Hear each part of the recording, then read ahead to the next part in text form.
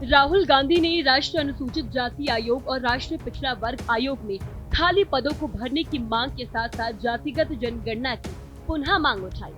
उन्होंने केंद्रीय सामाजिक न्याय और अधिकारिता मंत्री को एक पत्र लिखा जिसमें इन आयोगों में खाली पदों को भरने की आवश्यकता को रेखांकित किया गया।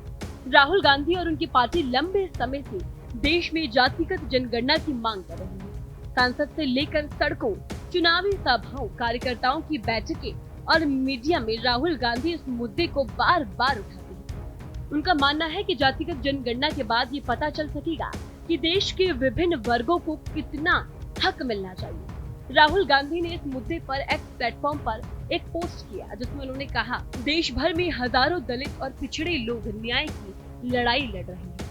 हर जगह जातिगत जनगणना की मांग उठ रही है। इस बीच भाजपा सरकार द्वारा जानबूझकर सामाजिक न्याय सुनिश्चित करने वाली संवैधानिक संस्थाओं में अहम पदों को खाली रखना उनकी दलित और पिछड़ा विरोधी मानसिकता को दर्शाता है।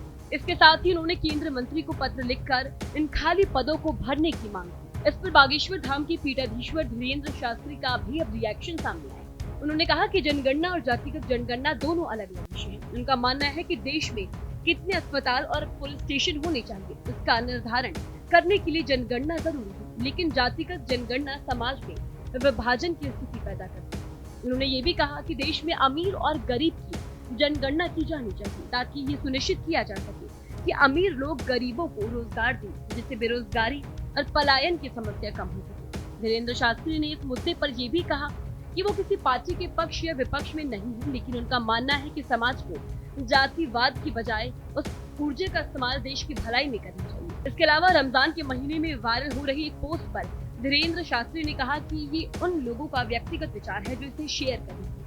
उन्होंने ये भी कहा कि हिंदुओं को भी अपने त्योहारों के दौरान इस तरह के संदेश साझा करने पर विचार करना चाहिए। जातिगत जनगणना के मुद्दे के बीच ये साफ है कि जातिगत जनगणना के सवाल पर भारत में एक गहरी बहस हो रही है, जहां एक और राहुल गांधी और उनकी पार्टी इसे सामाजिक न्याय सुनिश्चित करने का एक महत्वपूर्ण कदम मानती है।